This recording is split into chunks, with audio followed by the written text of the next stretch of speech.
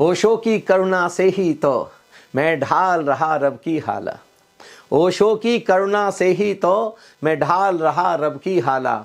मैं तो केवल माध्यम भर हूँ, ओशो खुद पिला रहे प्याला। मेरी आंखों से देखोगर ओशो ही ओशो पाओगे। ओशो के जादू भरे हाथ फिर लाई मेरी मधुशाला।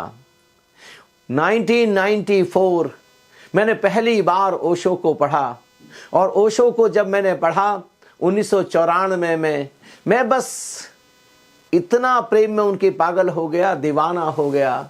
और जब मुझको पता चला, जब मैंने जानकारी ली ओशो 1990 में विदा हो चुके हैं, मैं इतना रोया, इतना तड़पा। शायद मीरा कृष्ण के लिए इतनी नहीं तड़पी होगी जितना मैं ओशो के लिए तड़पा। और धीरे धीरे कोई दिन नहीं, 2 दिन नहीं, 3 नहीं, साल, 2 साल, 3 साल, मैं 5 साल तक लगातार तड़पता रहा, बिलखता रहा, रोता रहा एक दीवाने की तरह। और वहीं से ओशो की करुणा से मेरे लिए राह निकली। मेरे लिए एक ऐसे साकी, ऐसे सदगुरु की तलाश पूरी हुई जहां मुझको राम रतन धन की हाला मिली, जहां पर मुझको अनाहत नाद का ज्ञान मिला, जहां पर मुझको उस आलोक की पहचान मिली। मैं उसमें डूबता गया। और मेरे जीवन में एक घड़ी आई नेपाल में साधना करते हुए 6 मई सन 2002, जब मैं परम ज्ञान को उपलब्ध हुआ, परम सत्य को उपलब्ध हुआ।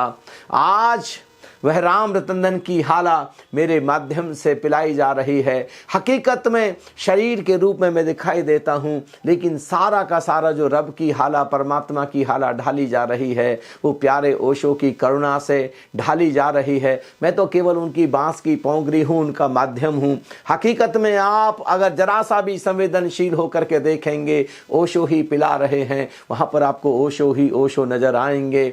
और जिन हाथों से वह हाला पिलाई जा रही है, जिन नजरों से वह शराब ढाली जा रही है, आप अगर गौर से देखेंगे वो हाथ ओशो के होंगे और वो आंखें भी ओशो की होंगी। आइए, अगर आपको हकीकत में ऐसे अनूठे संत, किसी तीर्थंकर, किसी पैगंबर, वही जिनकी तलाश आप कर रहे हैं, उनकी आंखों से फिर से राम रतन धन की हाला पीनी है, परमात्मा की शराब पीनी है, तो आइए, आनंदम उस मधुशाला का नाम है। आनंदम में आने का आपको प्रेम भरा निमंत्रण है। आपका हार्दिक अभिनंदन है, आपका स्वागत है। बहुत बहुत धन्यवाद।